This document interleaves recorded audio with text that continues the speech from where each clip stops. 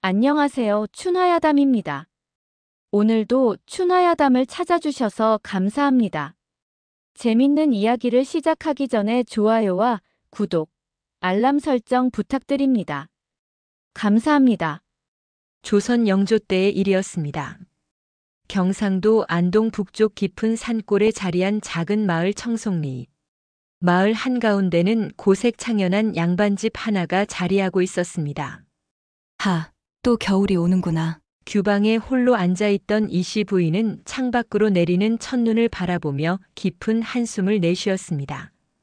그녀의 얼굴은 30의 나이에도 불구하고 어딘지 모르게 쓸쓸했습니다.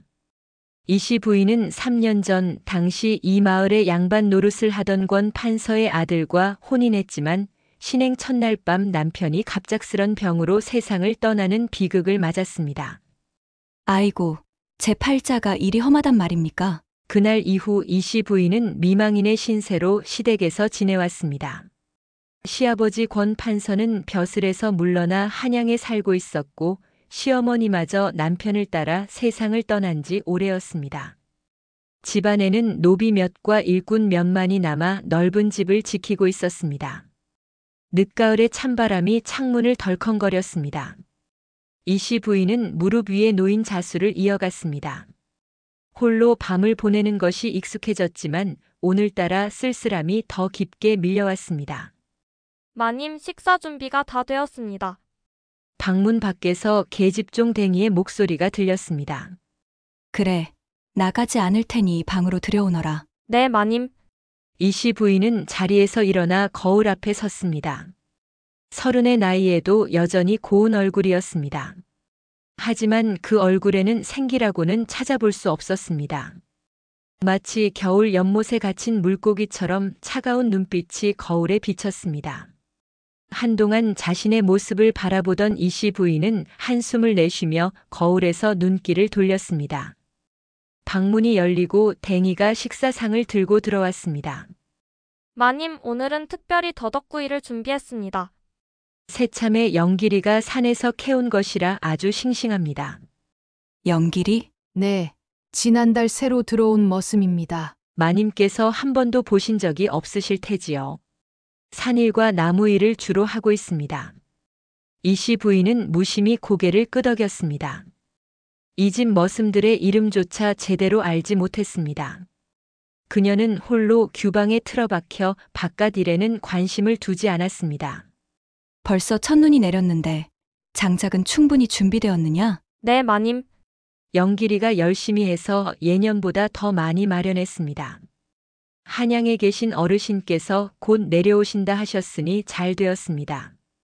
아버님께서 내려오신다고? 이씨 부인의 목소리에 긴장감이 흘렀습니다. 시아버지 권 판서는 1년에 한두 번, 그것도 제사 때나 잠시 들르는 것이 전부였습니다. 네, 이번 겨울은 여기서 보내신다고 하셨지요. 편지가 어제 도착했습니다. 이씨 부인의 얼굴이 굳었습니다. 시아버지가 내려온다는 것은 불편한 일이었습니다.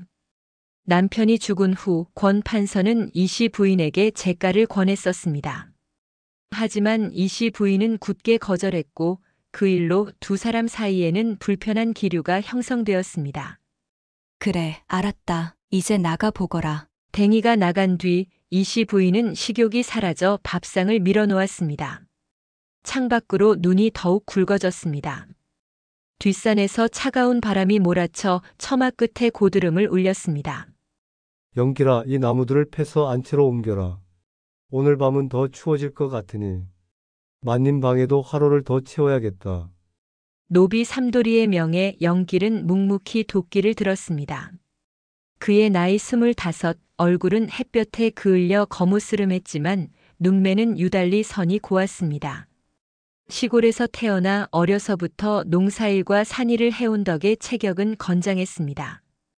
영길은 한 달 전 권 판서 집안의 머슴으로 들어왔습니다. 본래 경상도 안동 외곽의 작은 마을에서 살았지만 부모가 일찍 돌아가시고 혼자 살아가던 중 이 집의 일꾼을 구한다는 소식을 듣고 찾아온 것이었습니다. 이 집 마님은 참 불쌍한 분이지. 신행 첫날 밤에 서방님을 잃었으니 그런 일이 있었구나. 그래서 항상 얼굴에 슬픔이 묻어 있는 것인가? 영길은 지난 며칠간 멀리서 이씨 부인을 몇 번 보았습니다. 언제나 창가에 홀로 앉아 자수를 놓거나 책을 읽는 모습이었습니다. 그런 그녀를 볼 때마다 영길은 왠지 모를 연민을 느꼈습니다. 마님은 워낙 양반집 규수로 자라나서 바느질과 글귀만 알지 살림은 통 모르신다네. 그저 규방에만 계시지. 삼돌이는 영길에게 이런저런 집안 이야기를 들려주었습니다. 영길은 말없이 도끼를 휘둘렀습니다. 한 번, 두 번 나무는 쩍쩍 갈라졌고 그의 이마에는 땀이 맺혔습니다. 힘이 좋구나, 영길아. 어디서 그런 힘이 나오는 것이냐? 산에서 자란 덕분이지요. 영길은 수줍게 웃었습니다. 그때였습니다. 이씨 부인이 안채에서 나와 마당을 가로지르는 모습이 보였습니다. 영길은 무심결에 고개를 돌려 그녀를 바라보았습니다. 흰 버선이 눈 위에 희미한 발자국을 남겼습니다. 이씨 부인은 청초한 걸음으로 사랑채 쪽으로 향했습니다.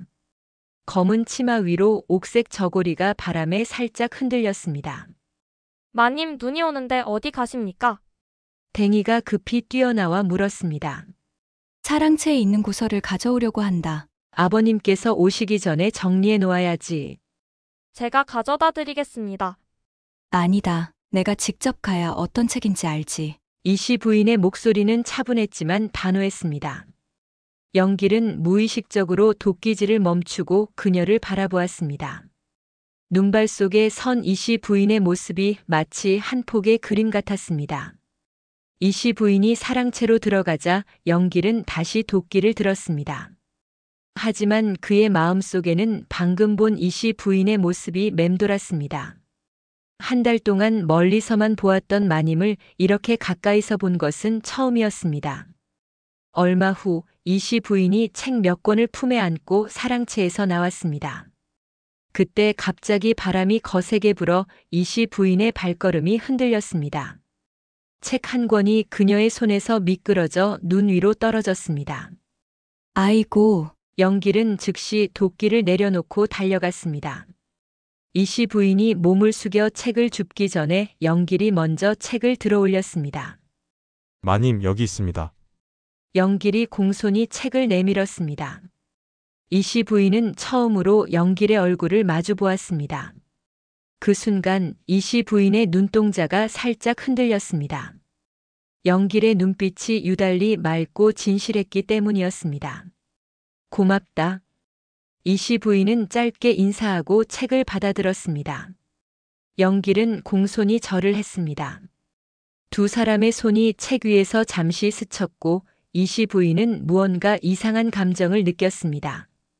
그녀는 서둘러 안채로 향했습니다. 영길이라고 했나? 네, 마님. 그래, 수고하거라. 이씨 부인은 서둘러 발걸음을 옮겼습니다. 영길은 그 자리에 서서 그녀가 안채로 들어가는 모습을 바라보았습니다. 눈발이 두 사람 사이에 희미한 장막을 쳤습니다. 밤이 깊었습니다. 이씨 부인은 잠을 이루지 못하고 창가에 앉아 있었습니다. 방 안의 화롯불은 따스했지만 그녀의 마음은 여전히 차가웠습니다. 창문 너머로 보이는 달빛이 눈 덮인 마당을 하얗게 비추었습니다. 그때 바깥에서 발자국 소리가 들렸습니다. 이씨 부인은 귀를 기울였습니다. 누군가 조심스럽게 안채 마당을 지나고 있었습니다. 누구지? 이씨 부인은 창문 틈으로 밖을 내다보았습니다. 달빛 아래 영길의 모습이 보였습니다. 그는 커다란 나무 둥치를 양손에 들고 조심스럽게 걸어가고 있었습니다. 저 무거운 것을 혼자서. 이씨 부인은 그의 건장한 체격과 힘에 새삼 놀랐습니다. 영길은 그 무거운 나무 둥치를 마치 깃털처럼 들고 있었습니다. 그의 발소리는 눈 위에서도 놀랍도록 가벼웠습니다. 영길이 장작간 쪽으로 향하는 것을 지켜보던 이씨 부인은 문득 그가 책을 주었을 때의 순간을 떠올렸습니다. 그의 손이 자신의 손과 스쳤을 때 이상하게도 오랫동안 잊고 있던 따스함을 느꼈습니다. 무슨 생각을 하는 것이냐, 이씨. 그녀는 스스로를 꾸짖었습니다. 과부의 몸으로 머슴을 생각한다니 있을 수 없는 일이었습니다. 이씨 부인은 창에서 물러나 자리에 누웠습니다. 하지만 그녀의 귀에는 여전히 눈 밟는 소리가 들려왔습니다. 다음 날 아침 이씨 부인은 평소보다 일찍 일어났습니다. 잠을 설친 탓에 머리가 무거웠지만 오늘은 시아버지가 도착하는 날이었습니다. 모든 것이 완벽해야 했습니다. 댕이야, 아버님 방은 준비되었느냐? 네, 마님. 어제 영길이가 밤늦게까지 장작을 패서 방을 데웠고 이불도 햇볕에 말려 넣어두었습니다. 그랬구나. 이씨 부인은 영길이라는 이름을 들을 때마다 묘한 감정을 느꼈습니다. 그녀는 고개를 저어 그 생각을 떨쳐버렸습니다. 정오쯤 대문 밖에서 말발굽 소리가 들렸습니다. 권 판서가 도착한 것입니다. 이씨 부인은 서둘러 대문 앞으로 나가 시아버지를 맞이했습니다.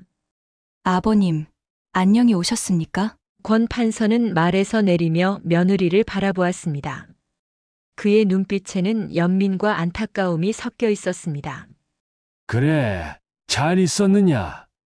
겨울이 깊어 추위가 심하구나. 네, 들어오시지요. 방을 따뜻하게 데워두었습니다. 권 판서는 고개를 끄덕이며 사랑채로 향했습니다. 이씨 부인은 그를 따라 걸었습니다. 그때 마당 한편에서 일하고 있던 영길과 눈이 마주쳤습니다. 영길은 즉시 고개를 숙여 인사했습니다.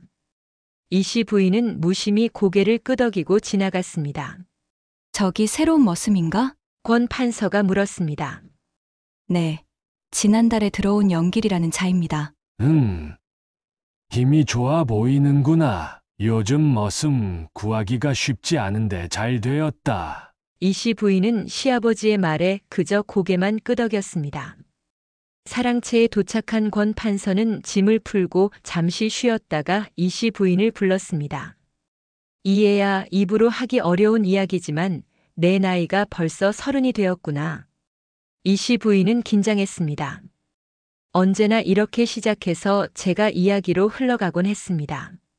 내 나이가 이제 60이 넘었다. 언제까지 내가 이렇게 혼자 살기를 바랄 수 없구나. 내가 알아본 바로는 안동 김판서 댁에 홀로 된 자제가 있다더구나. 나이도 너와 비슷하고. 아버님, 이미 말씀드렸듯이 저는 제가 할 생각이 없습니다. 이씨 부인의 목소리는 차분했지만 단호했습니다. 하지만 내가 이렇게 홀로 늙어가는 것을 보는 것이 내 마음이 아프다. 내 아들이 너를 두고 먼저 갔으니 이제 내가 새 삶을 찾는 것이 도리가 아니겠느냐? 제 마음은 변함이 없습니다. 돌아가신 남편의 제사를 지내고 이 집안을 지키는 것이 제 도리라 생각합니다. 권 판서는 깊은 한숨을 내쉬었습니다. 이런 대화는 이미 수십 번 오갔던 것입니다. 알았다. 더 이상 강요하지는 않겠다. 하지만 이번 겨울 내내 내가 여기 있을 테니 천천히 생각해 보거라. 네, 아버님. 이씨 부인은 공손히 인사를 하고 물러났습니다. 방으로 돌아온 그녀는 창가에 앉아 한숨을 내쉬었습니다. 밖에서는 여전히 눈이 내리고 있었습니다. 문득 그녀는 영길이 나무를 패는 모습이 보였습니다. 그의 힘찬 움직임은 그녀의 눈길을 사로잡았습니다. 이씨 부인은 속으로 다짐했습니다. 그녀에게 남편은 비록 하루밖에 함께하지 못했지만 평생의 연인이었습니다. 새로운 사람을 받아들일 마음이 전혀 없었습니다. 며칠이 지났습니다. 눈은 그치고 하늘이 맑게 개었지만 기온은 더욱 떨어져 마당의 우물까지 얼어붙었습니다. 이씨 부인은 아침부터 시아버지의 아침상을 챙기느라 분주했습니다. 마님, 우물이 얼어 물을 기를 수가 없습니다. 댕이가 걱정스럽게 보고했습니다. 그래? 그러면 개울에서 물을 길어와야겠구나. 하지만 개울도 얼었을까봐 걱정입니다. 영길이에게 물어볼까요? 이씨 부인은 잠시 생각했습니다. 영길의 이름을 들을 때마다 왠지 모를 설렘이 느껴졌지만 그녀는 그 감정을 철저히 숨겼습니다. 그래, 영길에게 물어보거라. 잠시 후 영길이 안채로 들어왔습니다. 그는 이씨 부인 앞에 공손히 무릎을 꿇었습니다. 부르셨습니까, 마님? 그래, 우물이 얼어 물을 기를 수 없다는구나. 개울은 어떠냐? 개울도 표면이 얼었지만 바위 밑으로는 물이 흐르고 있습니다. 제가 얼음을 깨고 물을 길어오겠습니다. 그래, 수고하겠구나. 영길은 고개를 숙이고 물러났습니다. 이씨 부인은 그의 뒷모습을 바라보았습니다. 젊은 머슴의 강인한 등판이 인상적이었습니다. 영길은 큰 도끼를 들고 마을 뒤편 개울로 향했습니다. 개울가에 도착한 그는 얼음을 조심스럽게 내려쳤습니다. 하지만 얼음이 생각보다 두꺼워 쉽게 깨지지 않았습니다. 한참을 내리치던 영길은 마침내 얼음을 깨고 물을 길어 올렸습니다. 차가운 물이 그의 손을 적셨지만 그는 아랑곳하지 않았습니다. 여러 번 왕복하여 물통을 채우는 동안 그의 옷은 물에 젖어 얼어붙기 시작했습니다. 영길아, 옷이 다 얼었구나. 빨리 들어가서 갈아입어라. 삼돌이가 걱정스럽게 말했습니다. 괜찮습니다. 조금만 더 길어오면 됩니다. 영길은 웃으며 대답했지만 그의 입술은 이미 파랗게 변색되었습니다. 마지막 물통을 들고 돌아오던 중 그만 미끄러운 길에 발을 헛디뎌 넘어지고 말았습니다.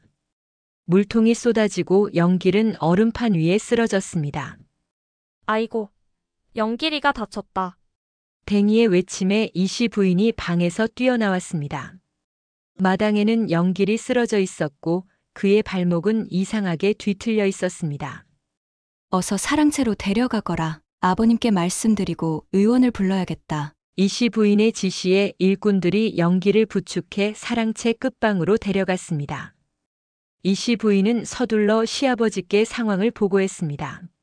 그래, 의원을 불러야겠구나. 하지만 이 눈길에 마을 의원이 올 수 있을지 모르겠다. 권 판서의 말대로였습니다. 마을 의원은 다른 환자를 돌보느라 당장 올 수 없다는 전갈이 왔습니다. 이씨 부인은 걱정스러운 마음으로 영길이 있는 방을 찾았습니다. 어떠냐? 많이 아프냐? 방문을 열고 들어선 이씨 부인은 영길에게 물었습니다. 영길은 고통스러운 표정이었지만 억지로 미소를 지었습니다. 괜찮습니다, 마님. 조금 쉬면 나아질 것입니다. 의원이 바로 올 수 없다고 하니 내가 한약이라도 다려주마. 이씨 부인은 침착하게 말했지만 속으로는 걱정이 가득했습니다. 그녀는 옷고름을 여며 방을 나섰습니다. 부엌에서 이씨 부인은 할머니에게서 배운 타박상 치료법을 기억해냈습니다. 당귀, 천궁, 강화를 넣은 약재를 다리고 생강즙을 섞어 환부에 바르는 방법이었습니다. 한약을 다리는 동안 이씨 부인은 영길이 자신을 위해 물을 길다가 다친 것이 마음에 걸렸습니다. 그녀는 오랜만에 부엉이를 하며 자신의 손이 약한 것을 실감했습니다. 약이 다 달아지자 이씨 부인은 그것을 작은 사발에 담아 영길의 방으로 향했습니다. 방문 앞에서 그녀는 잠시 망설였습니다. 머슴의 방에 마님이 직접 들어가는 것은 예법에 맞지 않았습니다. 하지만 걱정스러운 마음이 예법을 이기고 말았습니다. 영길아, 들어가도 되겠느냐? 네, 마님. 문을 열고 들어가자 영길은 놀란 표정으로 자리에서 일어나려 했습니다. 이씨 부인은 서둘러 그를 말렸습니다. 일어나지 마라. 다칠라. 마님께서 직접 오시다니. 송구합니다. 영길의 얼굴은 당혹감과 부끄러움으로 붉어졌습니다. 이씨 부인은 그런 그의 모습이 어딘지 모르게 귀여워 보였습니다. 약을 다렸으니 마시거라. 그리고 이것은 타박상에 바르는 약이니 발목에 발라라. 감사합니다, 마님. 이씨 부인은 약을 건네주며 영길의 손에 잠시 자신의 손이 닿는 것을 느꼈습니다. 그 순간 그녀의 가슴 속에서 무언가가 따스하게 퍼져나갔습니다. 오랫동안 얼어붙어 있던 그녀의 마음에 작은 틈이 생긴 것 같았습니다. 마님. 영길이 조용히 불렀습니다. 이씨 부인은 고개를 들었습니다. 왜 그러느냐? 마님께서 직접 약을 다려주시고 너무 감사합니다. 하지만 제가 이런 은혜를 어찌 갚아야 할지 모르겠습니다. 은혜라니. 집안 일꾼이 다쳤으니 당연히 보살펴야지. 이씨 부인은 태연한 척했지만 가슴은 이상하게 두근거렸습니다. 영길과 단둘이 방 안에 있다는 사실이 그녀를 긴장시켰습니다. 그럼 이만 물러가마. 약은 하루에 3번 마시고 바르는 약도 잊지 말거라. 이씨 부인은 서둘러 방을 나섰습니다. 문을 닫는 순간 그녀의 얼굴에는 홍조가 피어올랐습니다. 오랫동안 잊고 있던 감정이 그녀의 가슴을 어지럽혔습니다. 며칠이 지나자 영길의 발목은 많이 나아졌습니다. 이씨 부인이 직접 달인 약이 효과가 있었던 것입니다. 하지만 아직 완전히 회복되지 않은 상태라 영길은 집안의 가벼운 일만 돕고 있었습니다. 영길아, 오늘 저녁은 산에 올라가지 마라. 날이 더 추워질 것 같구나. 이씨 부인이 마당을 지나가다 영길에게 말했습니다. 네, 마님. 고맙습니다. 영길은 공손히 고개를 숙였습니다. 하지만 이씨 부인이 지나간 후에도 그는 한참 동안 그녀가 간 방향을 바라보았습니다. 마음속으로는 이씨 부인의 친절에 감동하고 있었습니다. 밤이 깊어갔습니다. 이씨 부인은 침상에 누웠지만 잠이 오지 않았습니다. 창밖으로는 바람이 거세게 불었고 간간이 눈발이 날렸습니다. 그때 방문 밖에서 희미한 소리가 들렸습니다. 누구냐? 이씨 부인이 놀라 물었습니다. 마님 영길입니다. 이씨 부인은 놀라 자리에서 일어났습니다. 한밤중에 영길이 자신의 방을 찾다니 있을 수 없는 일이었습니다. 무슨 일이냐? 사과드리러 왔습니다. 제가 무례한 짓을 할까 하여 걱정돼요. 이씨 부인은 혼란스러웠습니다. 무례한 짓이라니. 그녀는 문을 열지 않은 채 영길의 말을 기다렸습니다. 마님. 사실은 제가 꿈에서 마님을 배웠습니다. 너무 아름다우신 모습을 보고 이런 마음을 품는 것이 죄악인 줄 알면서도 영길의 목소리가 떨렸습니다.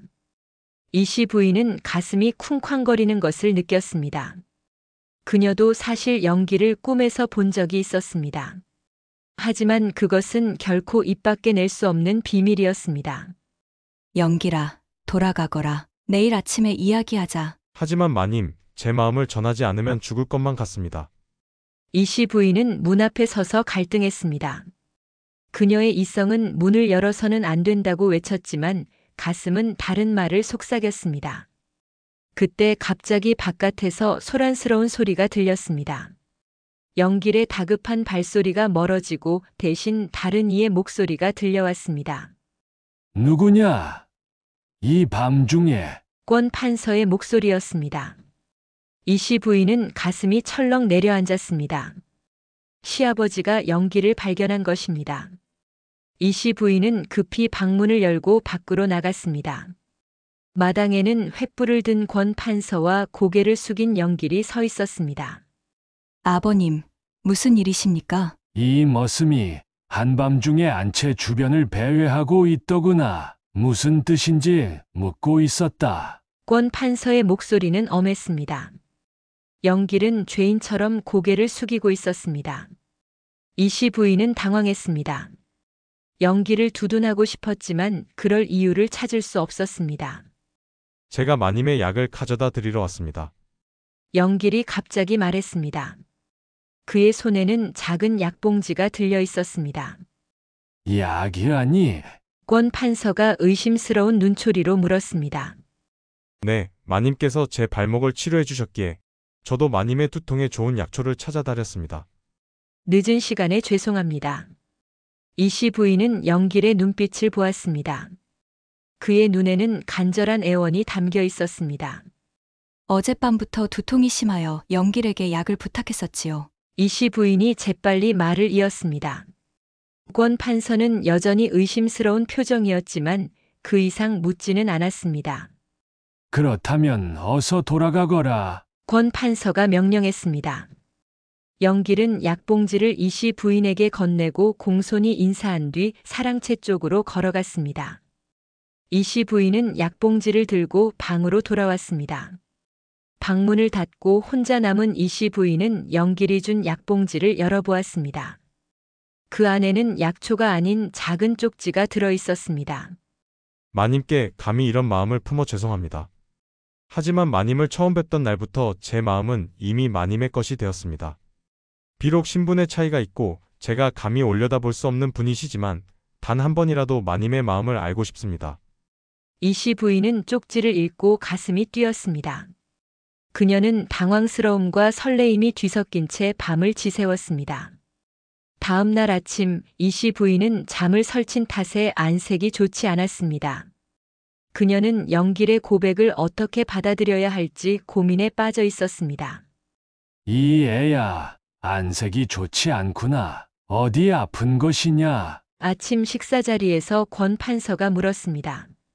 아닙니다, 아버님. 단지 잠을 설쳤을 뿐입니다. 그래. 혹시 어젯밤 일 때문에 마음이 불편한 것은 아니냐? 권 판서의 날카로운 질문에 이씨 부인은 가슴이 철렁 내려앉았습니다. 시아버지가 무언가를 눈치챈 것일까? 어젯밤 일이라 하시면 그 머슴 영길이 말이다. 한밤중에 안채 주변을 배회하는 것이 마음에 걸린다. 약을 가져다 준다는 핑계로. 이씨 부인은 침착하게 대답했습니다. 아버님, 영길은 성실한 머슴입니다. 제 부탁으로 약을 가져온 것뿐이니 의심하지 마십시오. 권 판서는 깊은 생각에 잠긴 듯 했습니다.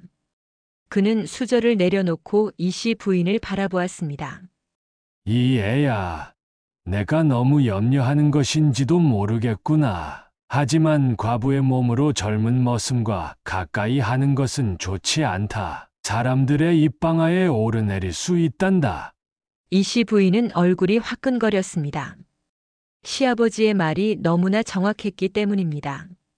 아버님, 제가 어찌 그런 실수를 하겠습니까? 단지 집안 일꾼이 다쳐 약을 주고받았을 뿐입니다. 권 판서는 고개를 끄덕였지만 그의 눈빛은 여전히 의심을 담고 있었습니다. 알았다. 하지만 앞으로는 좀 더 조심하여라. 내가 곧 한양으로 돌아가게 되면 너 혼자 이 집을 지켜야 하니. 네, 아버님. 식사를 마친 후 이씨 부인은 침소로 돌아왔습니다. 그녀는 창가에 앉아 마당을 내려다보았습니다. 영길은 보이지 않았습니다. 그가 어떤 생각을 하고 있을지 궁금했습니다. 낮에는 시아버지의 감시 때문에 영길을 볼 수 없었습니다. 하지만 저녁 무렵 이씨 부인이 우연히 장독대 뒤편을 지나가다 영길과 마주쳤습니다. 영길은 놀라 고개를 숙였습니다. 그의 얼굴은 부끄러움으로 붉어져 있었습니다. 영길아. 이씨 부인도 말을 잇지 못했습니다. 두 사람 사이에 침묵이 흘렀습니다. 어젯밤 일 용서해 주십시오. 제가 무례했습니다. 영길이 먼저 입을 열었습니다. 이씨 부인은 주위를 살폈습니다. 다행히 아무도 보이지 않았습니다. 영길아, 내 마음 잘 알았다. 이씨 부인의 목소리는 떨렸습니다. 그녀도 자신의 마음을 숨길 수 없었습니다. 하지만 우리는 안 된다. 넌 알고 있지? 영길은 고개를 끄덕였습니다. 하지만 그의 눈빛은 간절했습니다. 마님, 단 한 번만이라도 마님의 진심을 알고 싶습니다. 마님도 저를 조금이라도. 이씨 부인은 대답하지 못했습니다. 그녀의 마음은 이미 영길에게 기울어져 있었지만 신분의 차이와 과부로서의 도리가 그녀를 옥죄고 있었습니다. 영길아, 난 그때였습니다. 갑자기 댕이의 목소리가 들렸습니다. 마님, 어디 계십니까? 아버님께서 찾으십니다. 이씨 부인은 황급히 영길과 거리를 두었습니다. 댕이가 모퉁이를 돌아 그들을 발견하기 전에 그녀는 영길에게 속삭였습니다. 오늘 밤 달이 중천에 뜨면 사당 뒤편으로 오너라. 이씨 부인은 서둘러 걸음을 옮겨 댕이를 맞이했습니다. 여기 있다, 댕이야. 아버님께서 무슨 일로 찾으시느냐? 손님이 오셨다고 합니다. 안동 김판서 댁에서요. 이씨 부인은 놀랐습니다. 안동 김판서라면 시아버지가 그녀의 재가를 위해 언급했던 그 집안이었습니다. 그래, 들어가자. 이씨 부인은 영길에게 마지막으로 한 번 눈길을 던진 뒤 댕이를 따라 안채로 향했습니다. 그녀의 가슴은 불안과 기대로 가득 찼습니다. 해는 서산으로 기울고 어둠이 청송리를 감쌌습니다. 권 판서는 손님과 함께 사랑채에서 오랜 시간 대화를 나누었습니다. 이씨 부인은 불안한 마음으로 기다렸습니다. 마침내 댕이가 안채로 들어왔습니다. 마님, 어르신께서 사랑채로 오시라 하십니다. 이씨 부인은 가슴이 철렁 내려앉았습니다. 그녀는 옷매무새를 가다듬고 사랑채로 향했습니다. 사랑채에 들어서자 권 판서와 중년의 사내가 마주 앉아 있었습니다. 그 사내는 품위 있는 차림새와 단정한 모습이 역력했습니다. 이 애야, 이리 오너라. 안동 김판서 댁의 자제 김도령이시다. 이씨 부인은 공손히 인사를 했습니다. 김도령은 미소를 지으며 고개를 끄덕였습니다. 오랜만에 뵙습니다. 마지막으로 뵌 것이 10년 전 안동향 씨 때였던 것 같습니다. 이씨 부인은 놀랐습니다. 그녀는 김도령을 본 기억이 없었습니다. 기억이 나지 않으시는군요. 당연합니다. 그때 이 씨 소저는 많은 이들의 시선을 받는 미인이었으니까요. 김도령의 말에 이씨 부인은 어색하게 웃었습니다. 권 판서는 만족스러운 표정이었습니다. 김도령은 최근에 홀로 되셨다고 하니 서로에게 좋은 인연이 될 수 있을 것 같구나. 이씨 부인은 시아버지의 말에 가슴이 철렁 내려앉았습니다. 그녀는 영길과의 약속을 떠올렸습니다. 아버님, 저는 아직 이미 3년이 지났다. 평생을 혼자 살 것이냐? 김도령은 학식도 뛰어나고 인품도 훌륭하시니 서로 이야기를 나눠보거라. 권 판서는 자리에서 일어났습니다. 그는 이씨 부인과 김도령을 남겨두고 방을 나섰습니다. 불편하시다면 억지로 대화하지 않으셔도 됩니다. 김도령이 먼저 입을 열었습니다. 그의 목소리는 부드럽고 예의 바르게 들렸습니다. 아닙니다. 단지 갑작스러워서요. 이해합니다. 저도 아내를 잃은 후 다시 인연을 맺는다는 것이 쉽지 않았습니다. 두 사람의 대화는 생각보다 자연스럽게 이어졌습니다. 김도령은 학식이 풍부했고 이씨 부인과 공통의 관심사인 시문에 대해 이야기를 나누었습니다. 시간이 흐르며 이씨 부인은 그가 괜찮은 사람이라는 생각이 들었습니다. 하지만 그녀의 마음 한구석에는 영길의 모습이 자리하고 있었습니다. 밖을 내다보니 달이 점점 중천으로 올라가고 있었습니다. 시간이 많이 늦었습니다. 이만 물러가 주무시는 게 좋겠습니다. 이씨 부인이 말했습니다. 김도령은 예의 바르게 고개를 끄덕였습니다. 좋은 시간이었습니다. 내일 아침 일찍 떠나야 해서 더 오래 이야기를 나눌 수 없어 아쉽습니다. 안녕히 주무십시오. 이씨 부인은 사랑채를 나와 안채로 향했습니다. 그녀의 마음은 혼란스러웠습니다. 김도령은 분명 훌륭한 사람이었습니다. 하지만 그녀의 가슴은 이미 영길에게 향해 있었습니다. 방으로 돌아온 이씨 부인은 창밖을 내다보았습니다. 달이 거의 중천에 다다랐습니다. 그녀는 망설였습니다. 영길과의 약속을 지켜야 할까? 아니면 모든 것을 잊고 김도령과의 새로운 인연을 받아들여야 할까? 한참을 고민하던 이씨 부인은 마침내 결심했습니다. 그녀는 조용히 방을 나와 사당 뒤편으로 향했습니다. 사당 뒤편에는 영길이 기다리고 있었습니다. 달빛 아래 그의 모습은 더욱 당당해 보였습니다. 마님, 영길은 이씨 부인을 보자 눈을 반짝였습니다. 이씨 부인은 그에게 다가갔습니다. 영길아, 할 말이 있다. 네, 마님. 오늘 안동 김판서 댁 자제가 왔었다. 아버님께서 나의 재가를 위해 추천하신 분이시다. 영길의 표정이 굳었습니다. 그는 고개를 떨구었습니다. 이해합니다. 마님께 부적절한 감정을 품은 제가 잘못된 것이지요. 아니다. 내가 하고 싶은 말은 이씨 부인은 망설였습니다. 그녀는 영길의 눈을 바라보았습니다. 내 마음은 이미 너에게로 기울어져 있다. 하지만 우리 사이에는 넘을 수 없는 벽이 있다. 신분의 차이, 과부로서의 도리. 영길은 이씨 부인의 손을 조심스럽게 잡았습니다. 그의 손은 거칠었지만 따뜻했습니다. 마님, 제게는 마님의 마음만 알면 됩니다. 비록 함께할 수 없더라도 마님이 저를 조금이라도 생각해 주신다면 그것으로 충분합니다. 이씨 부인의 눈에서 눈물이 흘렀습니다. 그녀는 영길의 손을 꼭 잡았습니다. 이렇게 만나는 것도 마지막이 될 것이다. 아버님께서는 내 재가를 강력히 원하시니 영길은 더 이상 말을 잇지 못했습니다. 두 사람은 달빛 아래 서로를 바라보았습니다. 이씨 부인은 용기를 내어 영길의 얼굴에 손을 대었습니다. 거칠지만 따뜻한 그의 뺨을 어루만지며 그녀는 처음으로 자신의 진심을 말했습니다. 영길아, 내 마음은 내 것이다. 영길의 눈에서도 눈물이 흘렀습니다. 그는 조심스럽게 이씨 부인을 품에 안았습니다. 이씨 부인은 처음으로 누군가의 품에 안겨 눈물을 흘렸습니다.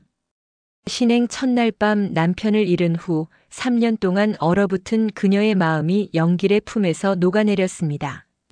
마님, 오늘만큼은 내 이름을 불러다오. 이연이라고. 이연아. 영길의 입술이 이씨 부인의 이마에 닿았습니다. 그 순간 두 사람의 세계는 오직 그들만의 것이었습니다. 달빛이 사라지고 동이 트기 시작했습니다. 이씨 부인은 영길의 품에서 벗어나 온매무새를 가다듬었습니다. 두 사람은 밤새 이야기를 나누고 서로의 마음을 확인했습니다. 이제 돌아가야 한다. 누군가 발견하면 큰일이다. 이씨 부인이 말했습니다. 영길은 아쉬운 표정이었지만 고개를 끄덕였습니다.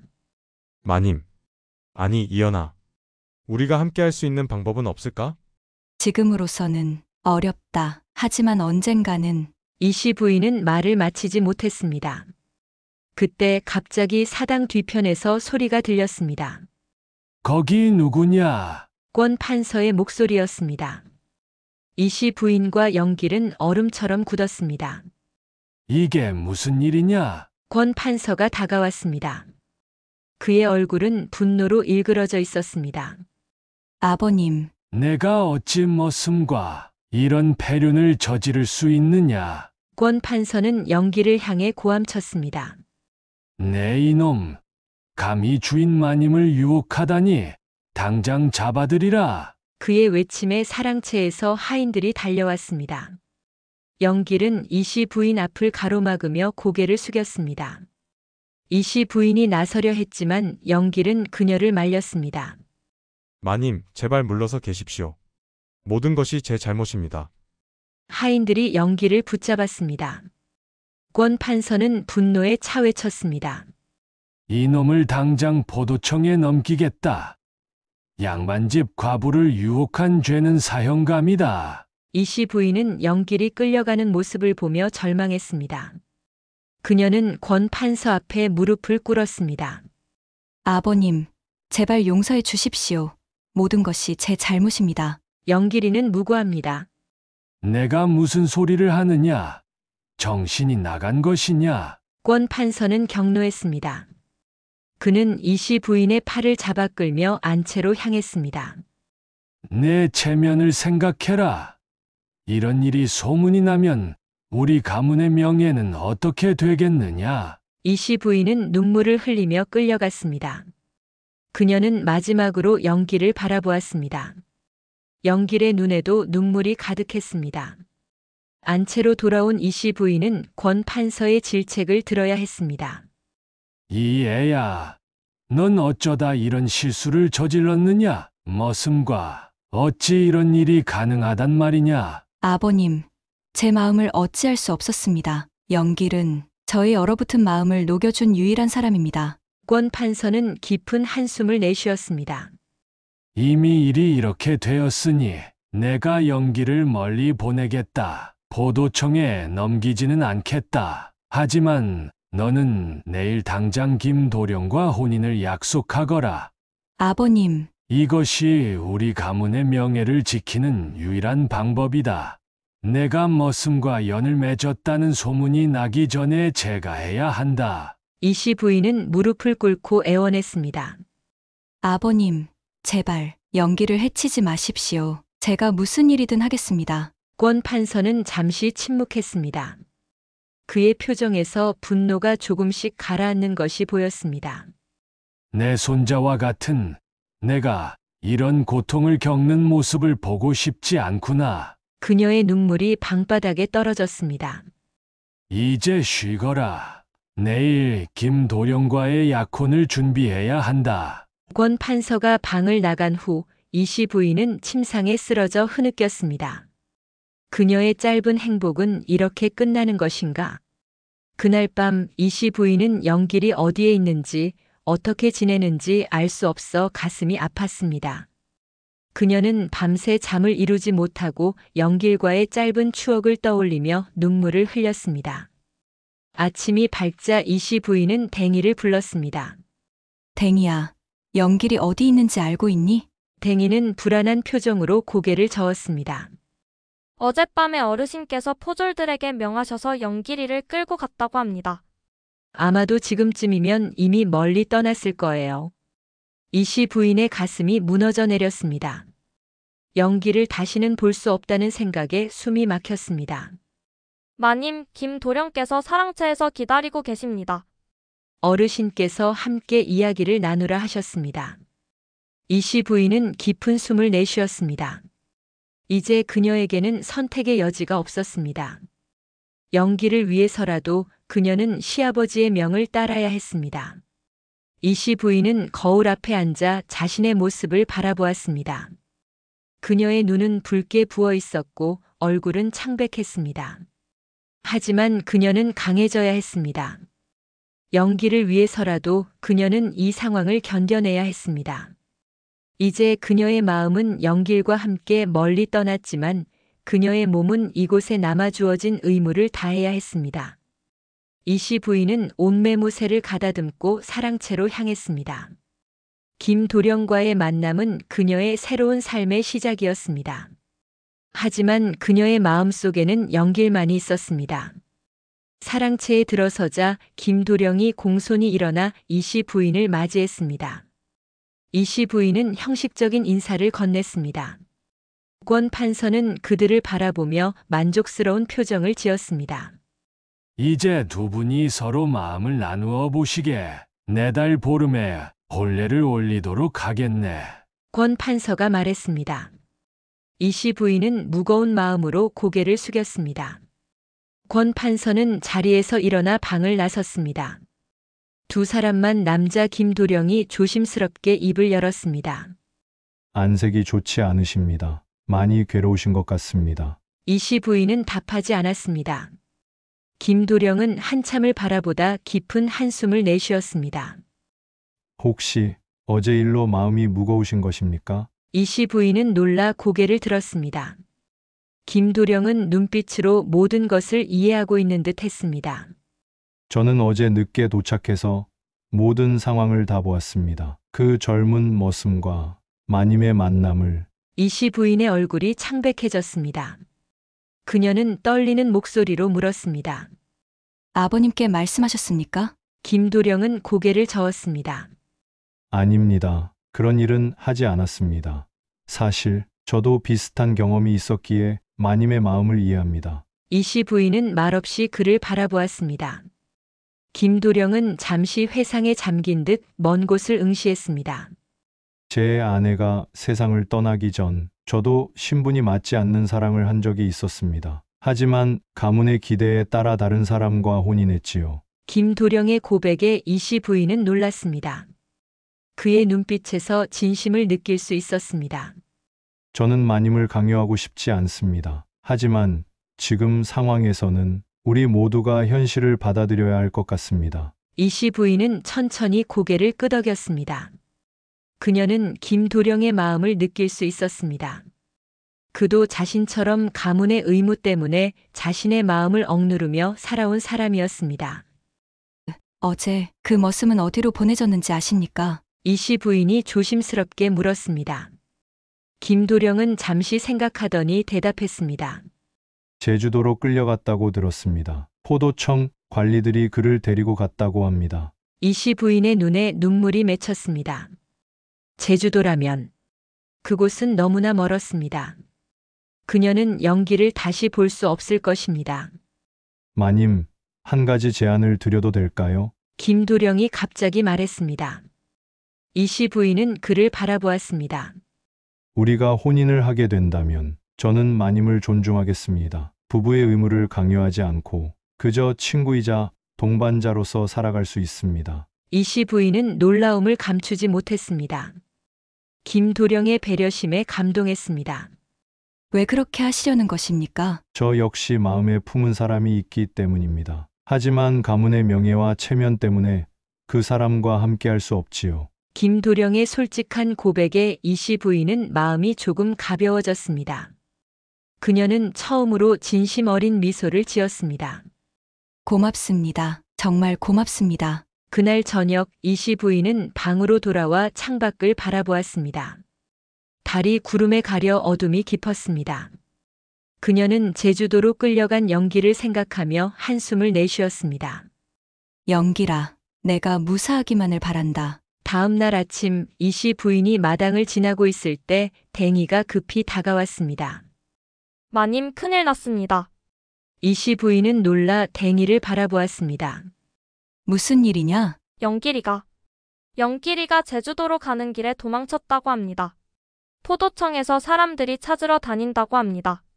이씨 부인의 심장이 빠르게 뛰었습니다. 영길이 도망친 것입니다. 그녀는 놀라움과 기쁨 그리고 걱정이 뒤섞인 감정을 느꼈습니다. 언제 도망쳤대? 어젯밤이라고 합니다. 포도청 관리들이 쉬는 사이에 풀려나 달아났다고 하네요. 이씨 부인은 복잡한 마음을 억누르며 침착하게 대답했습니다. 그래, 아버님께서는 아시니? 네, 방금 포도청 관리들이 이 소식을 전하러 왔습니다. 어르신께서 크게 노하셨어요. 이씨 부인은 고개를 끄덕였습니다. 그녀는 아무 일도 없었던 것처럼 행동해야 했습니다. 하지만 마음속으로는 영길의 안전을 기원했습니다. 알았다. 내 방으로 돌아가마. 그날 하루 종일 이씨 부인은 마음이 불안했습니다. 영길은 어디로 갔을까? 그는 무사할까? 이씨 부인은 창밖을 바라보며 영길이 어떻게든 무사히 도망치길 바랐습니다. 저녁이 되자 권 판서가 이씨 부인을 불렀습니다. 이 애야, 너도 들었겠지만 그 머슴이 도망쳤다. 포도청에서 지금 사방으로 수색대를 보냈다. 이씨 부인은 침착하게 대답했습니다. 네, 들었습니다. 그놈이 혹시 너를 찾아올지도 모르니 조심하여라. 만약 그런 일이 있다면 즉시 나에게 알리거라. 네, 아버님. 이씨 부인은 공손히 인사하고 방으로 돌아왔습니다. 그녀의 마음은 혼란스러웠습니다. 영길이 자신을 찾아올까? 만약 그렇다면 그녀는 어떻게 해야 할까? 밤이 깊어갔습니다. 이씨 부인은 잠을 이루지 못하고 뒤척였습니다. 창밖에서는 바람 소리만 들려왔습니다. 그때였습니다. 창문을 두드리는 조용한 소리가 들렸습니다. 누구냐? 이씨 부인이 놀라 물었습니다. 이연아, 영길의 목소리였습니다. 이씨 부인은 놀라 벌떡 일어났습니다. 그녀는 서둘러 창문을 열었습니다. 창문 너머로 영길의 얼굴이 보였습니다. 그의 얼굴은 상처로 가득했지만 눈빛은 반짝였습니다. 영길아, 어떻게? 잡혀가는 길에 도망쳤소. 나와 함께 가지 않겠소? 이씨 부인은 가슴이 뛰었습니다. 영길과 함께 도망친다니 상상조차 하지 못했던 일이었습니다. 하지만 어디로, 어떻게? 멀리 남쪽으로 가면 아무도 우리를 찾지 못할 것이오. 그곳에서 새로운 삶을 시작할 수 있소. 이씨 부인은 망설였습니다. 그녀는 이 집안과 가문의 명예, 그리고 시아버지의 체면을 생각했습니다. 하지만 영길의 간절한 눈빛을 보니 마음이 흔들렸습니다. 시간이 없으오. 포도청 관리들이 마을을 사사치 뒤지고 있소. 지금 바로 결정해야 하오. 이씨 부인은 깊은 숨을 내쉬었습니다. 그녀의 마음속에서는 두 가지 선택이 갈등하고 있었습니다. 안전하지만 불행한 삶을 살 것인가, 아니면 위험하지만 사랑하는 사람과 함께 진정한 행복을 찾을 것인가. 영길아, 이씨 부인의 눈에 결심이 서렸습니다. 그녀는 영길을 바라보며 마지막 결정을 내렸습니다. 영길아, 기다려. 내 물건을 가져올게. 이씨 부인의 목소리에는 확고한 결심이 담겨 있었습니다. 그녀는 서둘러 방 안으로 돌아가 보자기에 몇 가지 소중한 물건들을 싸담았습니다. 남편의 유품인 작은 폐물함, 어머니에게서 물려받은 비녀, 그리고 몇 벌의 옷가지뿐이었습니다. 마지막으로 이씨 부인은 방을 둘러보았습니다. 3년 동안 그녀를 가둬두었던 이 공간을 떠난다는 것은 두렵지만 동시에 자유로운 일이었습니다. 그녀는 깊은 숨을 내쉬고 창문 밖으로 나갔습니다. 갈 준비가 되었어? 영길이 그녀의 손을 잡았습니다. 그의 손은 거칠었지만 따뜻했습니다. 이제 우린 어디로 가느냐? 남쪽 바닷가 마을로 가겠소. 그곳이라면 아무도 우리를 찾지 못할 것이오. 두 사람은 담장 너머로 몰래 빠져나갔습니다. 밤하늘에는 별이 가득했고 달빛이 그들의 길을 비추었습니다. 이씨 부인은 뒤돌아보지 않았습니다. 앞으로만 나아갈 뿐이었습니다. 이씨 부인과 영길이 사라진 후 청송리 마을은 발칵 뒤집혔습니다. 권 판서는 분노했고 포도청에 명령하여 사방팔방으로 두 사람을 찾아 나섰습니다. 하지만 그들은 이미 멀리 떠난 후였습니다. 이 패역한 며느리가 어찌 가문의 명예를 이리 짓밟을 수 있단 말이냐? 권 판서의 분노는 하늘을 찔렀습니다. 김도령은 이 소식을 듣고 청송리를 다시 찾아왔습니다. 그들을 찾아서 어떻게 하실 생각입니까? 김도령이 권 판서에게 물었습니다. 당연히 포도청에 명하여 그 머슴을 처형하고 이 씨는 깊은 산사로 보내 평생 참회하게 할 것이다. 김도령은 조용히 고개를 저었습니다. 그렇게 하시면 모두가 불행해질 뿐입니다. 차라리 그들의 선택을 존중해 드리는 것은 어떨까요? 권 판서는 놀라 김도령을 바라보았습니다. 내가 무슨 말을 하는 것이냐? 내 약혼자가 머슴과 도망갔는데 사랑 없는 혼인이 무슨 의미가 있겠습니까? 이씨 부인의 마음은 이미 그 머슴에게 있었습니다. 저는 그것을 알고 있었습니다. 김도령의 말에 권 판서는 말문이 막혔습니다. 김도령은 계속해서 말했습니다. 그들을 찾는 것을 그만두십시오. 이씨 부인이 스스로 선택한 길입니다. 가문의 명예보다 그녀의 행복이 더 중요하지 않을까요? 권 판서는 오랫동안 침묵했습니다. 그의 마음속에서는 분노와 연민이 싸우고 있었습니다. 하지만 양반의 과부가 천한 머슴과 이런 일은 있을 수 없다. 세상은 변하고 있습니다. 신분보다 마음이 더 중요한 시대가 오고 있습니다. 김도령의 말에 권 판서는 깊은 생각에 잠겼습니다. 마침내 그는 한숨을 내쉬며 말했습니다. 나는 그들을 용서할 수 없다. 하지만 더 이상 찾지는 않겠다. 이 씨는 내게 죽은 사람이다. 한편 이씨 부인과 영길은 남쪽으로 향하고 있었습니다. 그들은 큰 길을 피해 산길로 이동했습니다. 낮에는 숨어 지내고 밤에만 길을 나섰습니다. 이연아, 힘들지 않니? 영길이 걱정스럽게 물었습니다. 이씨 부인은 미소를 지었습니다. 괜찮아. 너랑 함께라면 어디든지 갈 수 있어. 그들은 서로를 의지하며 하루하루를 보냈습니다. 양반집 교수로 자란 이씨 부인에게 산길은 힘들었지만 영길이 항상 그녀를 도왔습니다. 보름쯤 지난 후 그들은 남해안의 작은 어촌 마을에 도착했습니다. 그곳은 권 판서의 영향력이 미치지 않는 외딴 곳이었습니다. 여기서 새 삶을 시작하자. 영길이 말했습니다. 이씨 부인은 고개를 끄덕였습니다. 그들은 마을 외곽에 작은 초가를 얻었습니다. 영길은 어부로 일하기 시작했고 이씨 부인은 바느질 솜씨로 마을 사람들의 옷을 지어주었습니다. 처음에는 모든 것이 낯설고 어려웠습니다. 특히 이씨 부인에게는 더욱 그랬습니다. 하지만 영길의 사랑과 보살핌으로 그녀는 새로운 삶에 적응해 나갔습니다. 영길아, 오늘은 내가 처음으로 밥을 지어보았단다. 이씨 부인이 자랑스럽게 말했습니다. 영길은 기쁜 표정으로 밥그릇을 받아들었습니다. 이연아, 너가 만든 밥이라면 정말 맛있을 것 같아. 밥은 설이 걷고 국은 짰지만 영길은 맛있게 먹었습니다. 이씨 부인은 그런 영길을 사랑스럽게 바라보았습니다. 시간이 흘러 계절이 바뀌었습니다. 이씨 부인과 영길은 마을에서 산이와 바다라는 이름으로 알려졌습니다. 아무도 그들의 과거를 묻지 않았고 그들은 평범한 부부로 살아갔습니다. 어느 봄날 이씨 부인은 영길에게 기쁜 소식을 전했습니다. 영길아, 너 이제 하나의 아비가 될 것 같아. 영길의 얼굴에 환한 미소가 번졌습니다.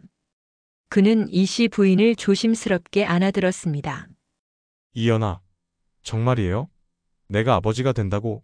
그래요. 우리의 아이야. 두 사람은 서로를 바라보며 웃었습니다. 과거의 아픔과 어려움은 이제 먼 기억이 되었습니다. 그들에게는 오직 현재와 미래만이 있었습니다. 그해 겨울 이씨 부인은 건강한 사내 아이를 낳았습니다. 그들은 아이의 이름을 자유라고 지었습니다. 자유는 우리의 선택, 우리의 용기, 그리고 우리의 사랑에서 태어났으니까. 영길이 말했습니다. 이씨 부인은 아이를 품에 안고 미소 지었습니다. 10년이 흘러 이씨 부인은 우연히 한 행상으로부터 권 판서가 세상을 떠났다는 소식을 들었습니다. 이씨 부인은 그 소식에 잠시 슬픔을 느꼈지만 그녀의 마음은 평온했습니다. 후회하지 않아. 영길아, 이 선택이 내 인생에서 가장 옳은 결정이었어. 이씨 부인은 영길의 손을 잡았습니다. 그들의 곁에는 씩씩하게 자란 아들 자유가 서 있었습니다. 이연아, 너는 내 인생의 가장 큰 축복이야. 영길은 이씨 부인의 이마에 입맞춤을 했습니다. 그의 손길은 여전히 이씨 부인의 마음을 따뜻하게 녹여주었습니다. 그들의 이야기는 마을 사람들에게 전해져 내려갔고 시간이 흘러도 사랑의 힘과 용기의 중요성을 일깨우는 이야기로 남게 되었습니다. 여러분의 관심과 사랑이 더 많은 이야기를 만들어갈 수 있는 원동력이 됩니다. 좋아요와 구독을 눌러주시면 새로운 이야기가 올라올 때 가장 먼저 만나보실 수 있습니다. 그럼 여러분 다음 이야기에서 만나요. 감사합니다.